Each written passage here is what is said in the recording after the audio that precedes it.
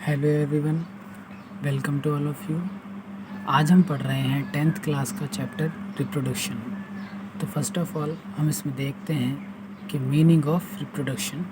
तो आप देखिए, रिप्रोडक्शन को आप दो पार्ट्स में तोड़ सकते हैं, फर्स्ट री एंड सेकंड प्रोडक्शन। तो री का मीनिंग आप जानते हैं, अगेन यानी किसी काम को दोबारा किया जाए, और प्रोडक्शन का मतलब है टू जनरेट और प्रोड्यूस। इसका मतलब है कि जब आप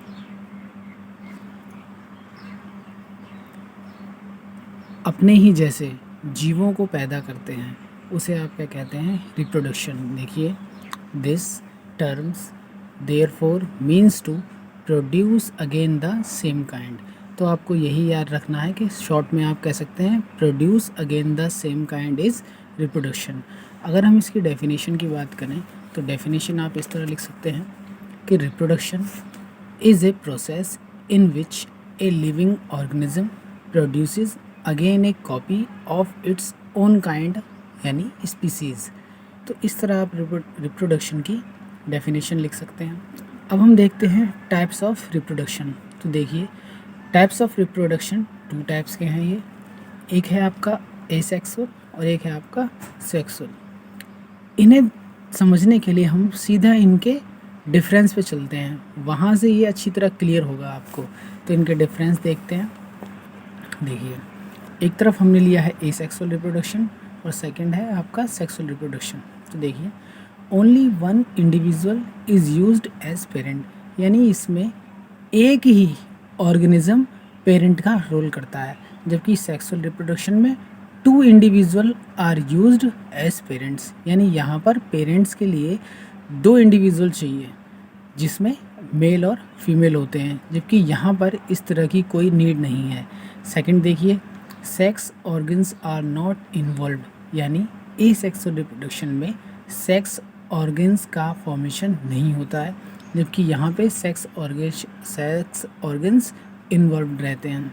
third is no gamete formation, यानी यहाँ पर गैमेट का निर्माण नहीं होता, जबकि यहाँ पर होता है। अभी हम चैप्टर में आगे देखेंगे कि गैमेट क्या चीज़ है। और बहुत ही ज़रूरी आप याद रखेंगे कि एक से एसेक्सुअल रिप्रोडक्शन में मियोसिस डिवीज़न नहीं होता। हाँ, ये गलत लिखा हुआ है। आप माइटोसिस डिवीज़न इस तरफ कर लेंगे और मियोसिस डिवीज़न इस तरफ कर लेंगे, यानी एसेक्सुअल रिप्रोडक्शन में ओनली माइटोसिस डिवीज़न ही होगा, जबकि सेक्सुअल रिप्रोडक्शन में मियोसिस डिवीज़न होता है। रियलिटी तो ये है कि सेक्सुअल रिप्रोडक्शन में मियोसिस और माइटोसिस दोनों ही होते हैं, लेकिन मियोसिस एसेक्सुअल में नहीं होगा, यहाँ पर सारे माइटोटिक डिवीज़न ही आएंगे। तो आप इसे करेक्ट कर लेंगे। आगे देखिए, एसेक्सुअल में फर्टिलाइजेशन नहीं होता, जबकि यहाँ पर फर्टिलाइजेशन है। फर्टिलाइजेशन मीन्स है फ्यूज़न ऑफ गैमेट्स, यानी मेल और फीमेल गैमेट का फ्यूज़न, यानी उनका मिलना ही फर्टिलाइजेशन कहलाता है। नेक्स्ट है, newly formed individuals are exactly similar to their parents. It means जो भी इंडिविजुअल फॉर्म हुआ है वो बिल्कुल अपने पेरेंट के जैसा होता है, जबकि इसमें ऐसा नहीं होता। यहाँ पर कुछ डिफरेंसेस देखने को मिलते हैं आपको, और इसी वजह से हम सब के कैरेक्टर अपने पेरेंट्स के बिल्कुल सेम नहीं है, यानी ह्यूमन बीइंग्स में आपका सेक्सुअल रिप्रोडक्शन है। लास्ट देखते हैं, this type of reproduction occurs in primitive organism, यानी जो प्रिमिटिव ऑर्गेनिज्म है जिसमें मोस्ट ऑफ प्रोकैरियोट्स एक्सेट्रा आते हैं, उनमें इस तरह का रिप्रोडक्शन देखने को मिलता है, जबकि जो आपकी हायर ऑर्गेनिज्म है उनमें आप सेक्सुअल रिप्रोडक्शन देखते हैं। तो रिप्रोडक्शन को हम एक फ्लो चार्ट के बेसिस पे इस तरीके से लिख सकते हैं, एसेक्सुअल और सेक्सुअल। सेक्सुअल में क्या है, गैमेट फॉर्मेशन है और फर्टिलाइजेशन होता है, जबकि यहाँ पर ये दोनों प्रोसेस नहीं है। अब देखिए, यहाँ पर ये जो दिया है ये टाइप्स ऑफ एसेक्सुअल रिप्रोडक्शन है, तो आप यहीं से फ्लो चार्ट के ज़रिए इसे ईजिली याद कर सकते हैं। फर्स्ट है फिजन, जिसका एग्जाम्पल अमीबा। सेकंड है आपका बडिंग, जिसमें एग्जाम्पल है यीस्ट एंड हाइड्रा। थर्ड है fragmentation, spirogyra. Spore formation, rhizopus. Regeneration, as in planaria और हाइड्रा, यानी हाइड्रा आपका रीजनरेशन में भी है और बडिंग में भी है। इसमें नेक्स्ट और लास्ट है आपका वेजिटेटिव रिप्रोडक्शन, जो कि कहाँ पाया जाता है, मेजॉरिटी ऑफ प्लांट्स, यानी ये केवल क्या है, प्लांट्स में ही देखने को मिलता है आपको। अब हम देखते हैं कि एसेक्सुअल रिप्रोडक्शन का फर्स्ट फिजन क्या होता है। तो देखिए आप कि फिजन में कोई एक ऑर्गेनिज्म 2 और मोर देन 2 पार्ट्स में ब्रेक हो जाता है और हर एक पार्ट एक अलग ऑर्गेनिज्म को फॉर्म करता है। ये जो प्रोसेस है इसे आप कहते हैं फिजन। तो आप देख सकते हैं, in this process the organism divides into 2 और more parts, each part is able to produce the new individual. It may be following types, यानी इसके 2 टाइप हैं, एक है आपका बाइनरी फिजन और सेकंड है आपका मल्टीपल फिजन। देखिए, जहाँ कहीं साइंस में आपको मिलता है बाई, इसका मतलब है 2 की बात हो रही है। तो अगर कोई ऑर्गेनिज्म केवल 2 पार्ट्स में डिवाइड हो रहा है तो वो आपका बाइनरी फिजन है, और मोर देन 2 पार्ट्स में अगर डिवाइड हो रहा है तो वह आपका मल्टीपल फिजन है। तो इसकी देख लीजिए, in this process the parental organism divides into 2 halves. तो आपको इस प्रोसेस को समझना है कि इसमें क्या है, तो आप जान गए हैं इसमें ऑर्गेनिज्म 2 पार्ट्स में डिवाइड होगा, और साथ में इसका एग्जाम्पल लर्न करना है। इसका एग्जाम्पल आप लर्न कर सकते हैं अमीबा, देख सकते हैं इस तरह से, क्या है, बाइनरी फिजन इन अमीबा। अब हम देखते हैं मल्टीपल फिजन। तो देखिए आप जान चुके हैं कि मल्टीपल फिजन में ऑर्गेनिज्म मोर देन 2 पार्ट्स में डिवाइड होगा। तो देखिए, in this process the parental body divides amitotically to produce many small nuclei, यानी ऑर्गेनिज्म एमाइटोटिक डिवीज़न के द्वारा बहुत सारे न्यूक्लियाई फॉर्म कर लेगा। न्यूक्लियाई का मतलब है कि यहाँ पर केवल न्यूक्लियस डिवीज़न शो करेगा without any division of cytoplasm, यानी यहाँ पर साइटोप्लाज्म का कोई डिवीज़न नहीं होगा। तो मल्टीपल फिजन में फर्स्ट ऑफ जो न्यूक्लियस है वही डिवीज़न करेगा और मोर देन 2 न्यूक्लियाई फॉर्म कर लेगा। देखिए, न्यूक्लियस सिंगुलर वर्ड है, जबकि न्यूक्लियाई भी न्यूक्लियस को ही शो करता है, लेकिन ये न्यूक्लियस का प्लूरल है। Later each nucleus collect some cytoplasm around it, यानी जितने भी न्यूक्लियाई बने हुए हैं वो इस साइटोप्लाज्म का कुछ देर बाद इस साइटोप्लाज्म का थोड़ा थोड़ा पार्ट ले लेंगे।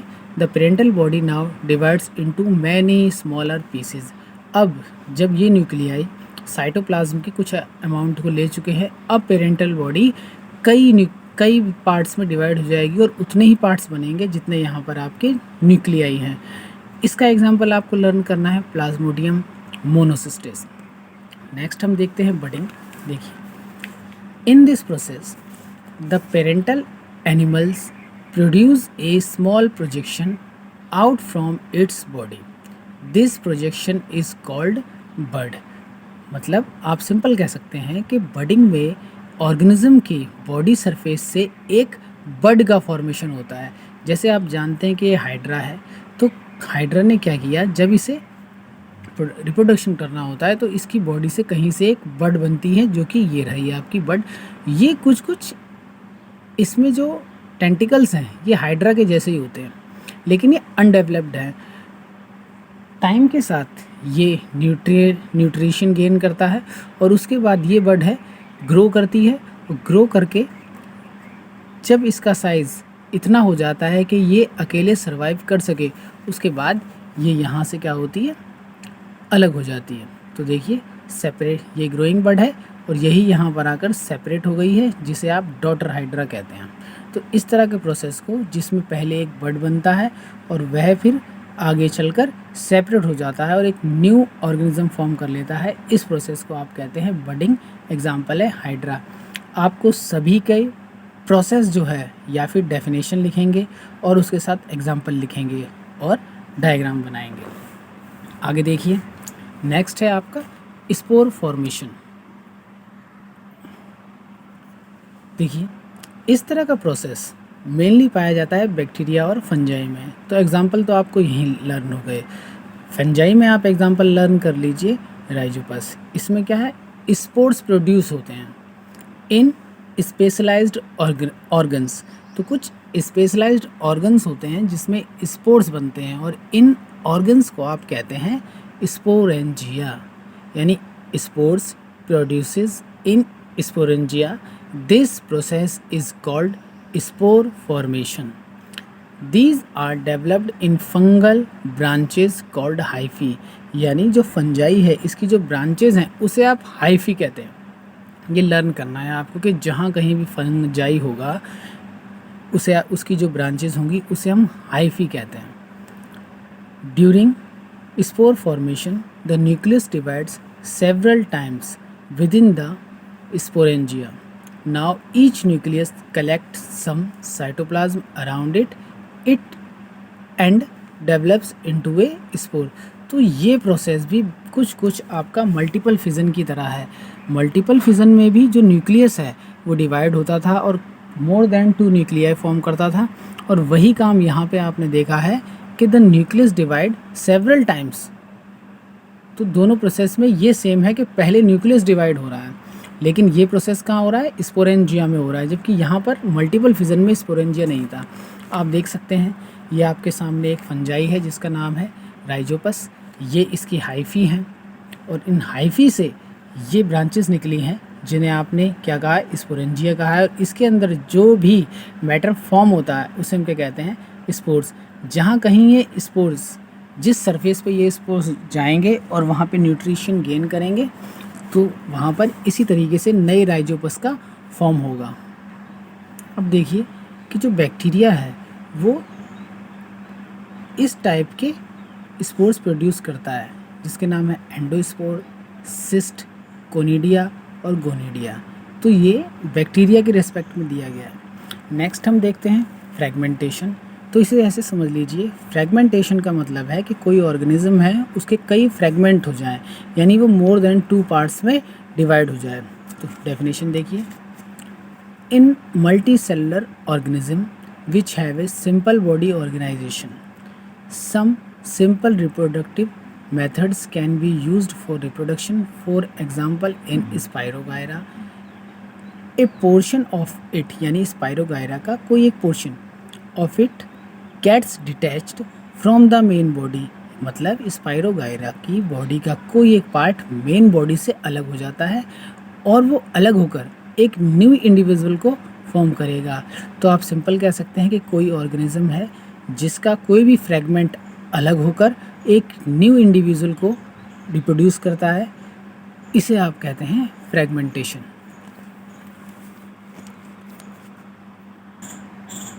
नेक्स्ट हम देखते हैं रीजनरेशन।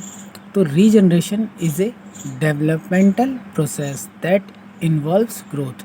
तो रीजनरेशन एक ऐसा प्रोसेस है जिसमें कोई ऑर्गेनिज्म या ऑर्गेनिज्म का कोई पार्ट ग्रोथ करता है। इसमें मॉर्फोजेनेसिस होता है एंड डिफरेंशिएशन ऑफ टिश्यू होता है। इसको आप लिजर्ड के एग्जांपल से समझ सकते हैं।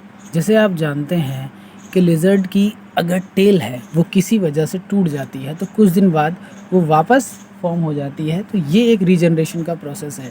या फिर ह्यूमन बींग्स में जो हेयर्स हैं, जो नेल्स हैं, इन्हें हम टाइम टू टाइम कट करते रहते हैं, फिर भी ये अपनी ग्रोथ करते रहते हैं। ये जो प्रोसेस है इसे हम कहते हैं रीजनरेशन। एग्जाम्पल देख सकते हैं, इसका एग्जाम्पल यहाँ दिया गया है हाइड्रा। तो देखिए, when a hydra is cut into many pieces, each piece can give rise to new animal. यानी अगर आप हाइड्रा को कई पीसेस में कट कर देते हैं तो उसके ईच पीस से, यानी उसके हर एक टुकड़े से नए हाइड्रा फॉर्म हो जाते हैं। ये क्या है, ये प्रोसेस है रीजनरेशन का। यानी भी किसी भी एक पीस से, बॉडी के किसी एक पार्ट से पूरी बॉडी का बन जाना रीजनरेशन कहलाता है। इसी का एग्जांपल है प्लेनेरिया। तो ये यहाँ पर आपको प्लेनेरिया दिखाया गया है कि प्लेनेरिया लिया है आपने एक, इसके 3 पार्ट्स कर दिए हैं, हर एक पार्ट से एक नया प्लेनेरिया बन गया है। तो ये लिया था आपने, ये पेरेंट प्लेनेरिया, और ये आपको फॉर्म हुए हैं, इन्हें आप कहते हैं डॉटर प्लेनेरिया। इसके बाद हम देखते हैं वेजिटेटिव रिप्रोडक्शन। तो देखिए, इस टाइप का रिप्रोडक्शन केवल प्लांट्स में पाया जाता है। In vegetative reproduction no specialised structure for reproduction are used, यानी इस रिप्रोडक्शन में कोई स्पेशल स्ट्रक्चर का या किसी स्पेशल बॉडी पार्ट्स का यूज़ नहीं किया जा सकता, नहीं किया जाता। आप किसी भी बॉडी पार्ट का यूज़ कर सकते हैं। New plants develop from any vegetative part of the plant, that is plants are produced from somatic और डिप्लॉयड सेल। तो देखिए, जब हम हायर एनिमल्स की या किसी भी ऑर्गेनिज्म की बात करते हैं तो हम जानते हैं कि 2 टाइप्स की सेल हैं। एक सोमैटिक सेल्स होती है और एक होती है जनरेटिव सेल। सोमैटिव सेल्स वो सेल्स हैं जो आपकी बॉडी में हैं, जिनसे बॉडी बनी है, और ये सेल्स डिप्लॉयड होती हैं।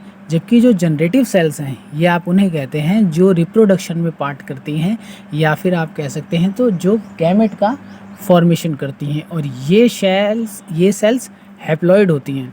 डिप्लॉयड सेल्स में जो क्रोमोसोम्स हैं वो पेयर्स में होते हैं, जबकि हैप्लॉयड सेल्स में ये क्रोमोसोम पेयर में नहीं होते हैं।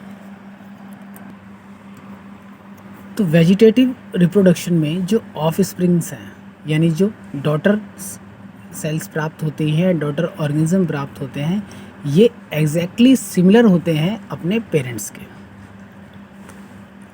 Vegetative reproduction in plants is natural, but it can be carried out artificially as well. It means जो वेजिटेटिव रिप्रोडक्शन है ये नेचुरली भी होता है और आप इसे आर्टिफिशियली भी कर सकते हैं। यानी यहीं से आप समझ जाइए कि वेजिटेटिव रिप्रोडक्शन के 2 पार्ट्स हैं, फर्स्ट इज़ नेचुरल और सेकंड इज़ आर्टिफिशियल। तो देखिए, नेचुरल वेजिटेटिव रिप्रोडक्शन में केवल इतना है कि आप प्लांट की किसी भी बॉडी पार्ट से एक नया प्लांट ग्रो करते हैं। जैसे हम जानते हैं कि जो ओपुंशिया या नागफनी एक प्लांट है, इसी तरीके से cacti develops into a new plant. इनके किसी बॉडी पार्ट से क्या करते हैं, आप किसी एक बॉडी पार्ट को काट के आप अगर ज़मीन में लगाते हैं तो इनसे न्यू प्लांट फॉर्म हो जाता है। Many plants develop vegetative birds on their leaves. जैसे आप देखते हैं ब्रायोफाइलम आपने देखा होगा, जिसे आप हिंदी में पत्थर चट्टा कहते हैं। कुछ इस तरह की इसकी लीफ है। यहाँ पर लीफ के कॉर्नर से नए प्लांट्स ग्रो होते हैं, जिन्हें आप डिटैच करके अलग प्लांट्स में, अलग सॉइल में लगा सकते हैं। अब हम देखते हैं artificial methods of vegetative reproduction. देखिए, आर्टिफिशियल मेथड्स तो कई तरह के हैं, लेकिन हम वही पढ़ रहे हैं जो आपके सिलेबस में है।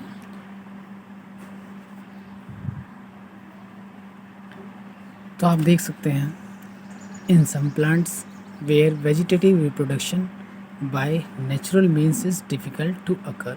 इसका मतलब है कुछ ऐसे प्लांट्स हैं जहाँ पर नेचुरल वेजिटेटिव रिप्रोडक्शन नहीं हो सकता। वहाँ पर आप क्या करते हैं, कुछ स्पेशल टेक्निक्स का यूज़ करते हैं, और इस टेक्निक में आप क्या करते हैं, प्लांट की सेल्स का या एनिमल की सेल्स का यूज़ करते हैं।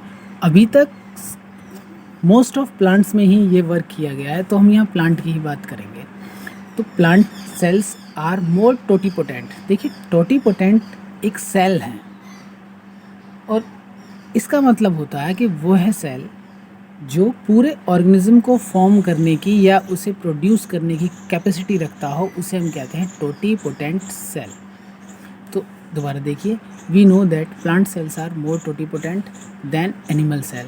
इसका मतलब है कि प्लांट सेल में बॉडी को रीजनरेट करने की कैपेसिटी एनिमल सेल से ज़्यादा होती है। इसका मतलब है कि प्लांट सेल में टोटीपोटेंसी एनिमल सेल की टोटीपोटेंसी से ज़्यादा है। So they can be forced to reproduce vegetatively. Thus, all the techniques or methods which are carried out by human beings to reproduce plants vegetatively are called artificial methods.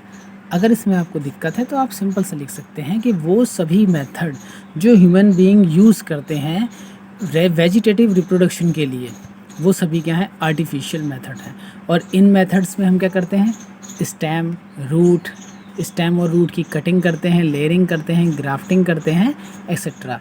तो first of all हम देखते हैं कि cutting क्या है। तो देखिए, cutting में आप क्या करते हैं,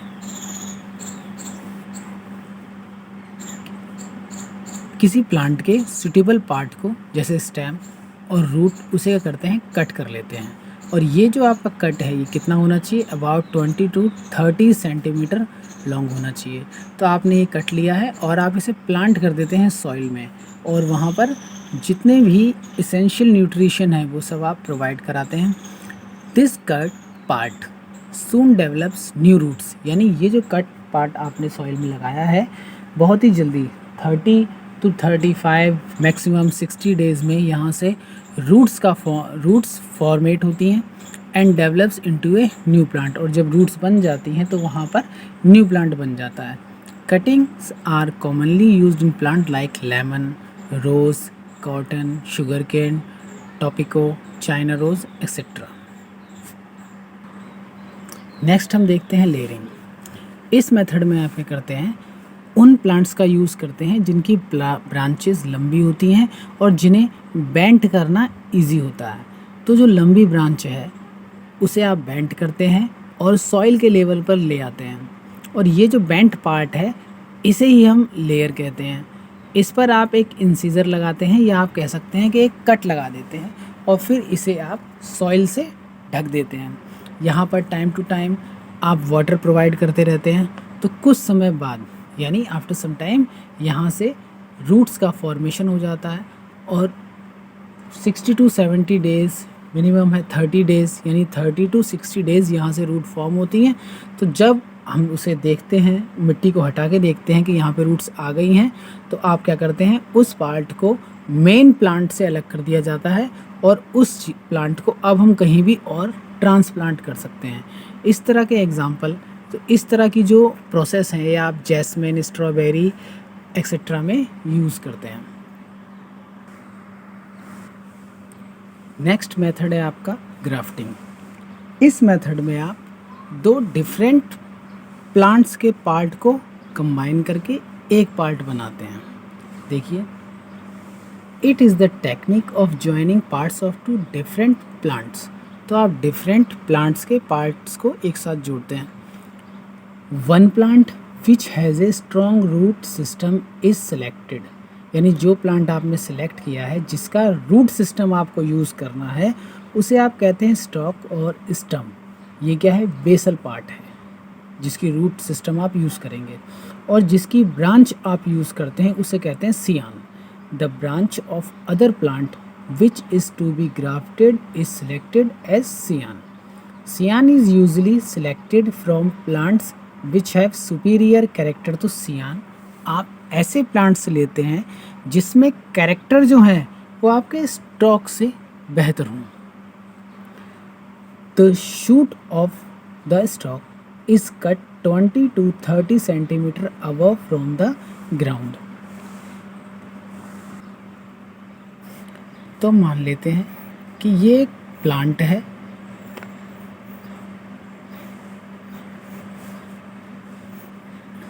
जिसका आपको ये मान लिया है कि रूट सिस्टम है, आपको ये रूट सिस्टम यूज़ करना है।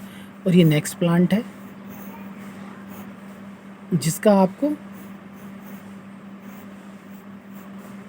शूट सिस्टम यूज़ करना है। इसका शूट है और इसका यूज़ करेंगे आप, रूट यूज़ करेंगे। तो देखिए, जिसका रूट यूज़ करते हैं उसे आप स्टॉक कहते हैं, और जिसका शूट यूज़ करते हैं तो जो पार्ट आप शूट में यूज़ कर रहे हैं उसे आप सियान कहेंगे। तो देखिए, आप करते क्या हैं, आप इस स्टॉक में एक कट लगाते हैं और उसी तरीके से सियान, ये जो इसका शूट सिस्टम यूज़ करना है इसमें भी क्या करते हैं, कट लगाते हैं।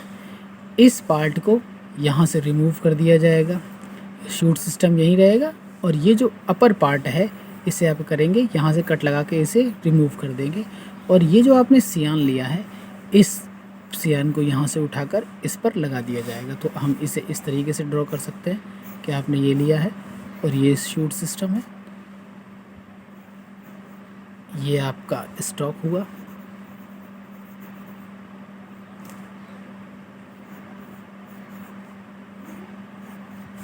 और ये आपका सियान हुआ।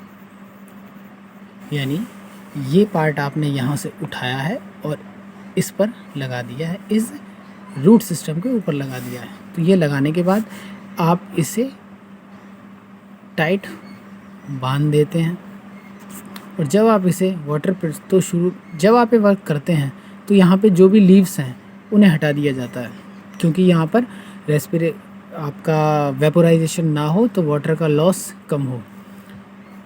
उसके बाद ये करने के बाद आप इसे वाटर प्रोवाइड करते रहते हैं और एक टाइम ऐसा आएगा जब अपने आप यहाँ से न्यू लीव्स निकल जाती हैं। तो ये जो प्रोसेस था इसे आप कहते हैं ग्राफ्टिंग। इसे आप बुक में देख सकते हैं। यहाँ पर इस तरह से किया गया है कि जो प्लांट का रूट सिस्टम यूज़ किया है उसे आप कहेंगे स्टॉक और जिसका जो शूट सिस्टम है उसे आप कहेंगे साइकोन। इन दोनों को मर्ज किया है, मर्ज करके यहाँ पर इसे टाइट बांध देते हैं ताकि यहाँ इन्फेक्शन ना हो और इन्फेक्शन से बचने के लिए यहाँ पर वैक्स का यूज़ भी किया जाता है। तो देखिए बांध दिया है। जब यहाँ से न्यू लीव्स या न्यू ब्रांचेस अराइज हो जाती हैं उसके बाद आप इस रोप को या जिससे भी आपने बांधा है आप उसे खोल देते हैं। इस तरह के प्रोसेस को हम कहते हैं ग्राफ्टिंग। तो जब आप ये काम करते हैं तो रूट सिस्टम किसी और का है, शूट सिस्टम किसी और का है, तो जब डिफरेंट कैरेक्टर एक ही प्लांट में आप लेके आते हैं वो प्रोसेस आपका कहलाता है ग्राफ्टिंग। हिंदी में इसे ही आप कलम लगाना या कलम बांधना कहते हैं। इस तरह की प्रोसेस यूज़ किए जाते हैं आपके mango, guava, Apple, rubber plant, lemon etcetera. इसी तरीके से एक स्पेशल मेथड है आपका वेजिटेटिव रिप्रोडक्शन का जिसे आप कहते हैं टिश्यू कल्चर। ये लेबोरेटरीज़ में किया जाता है। तो देखिए, it is a advance method of vegetative reproduction in which some cells और tissues are obtained from a plant which are then used to raise new plants. यानी टिश्यू कल्चर में आप किसी प्लांट के वेजिटेटिव सेल्स या tissue का use करते हैं।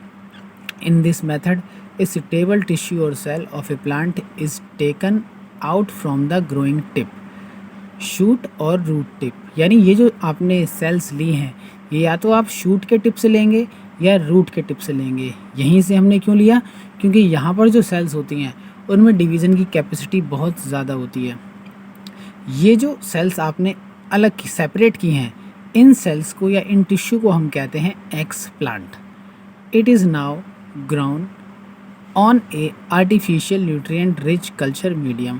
अब इस एक्स प्लांट को आप क्या करते हैं, एक artificial nutrient rich culture medium पे रखते हैं और उसे ग्रो कराते हैं, यानी सेल की ग्रोथ कराएंगे।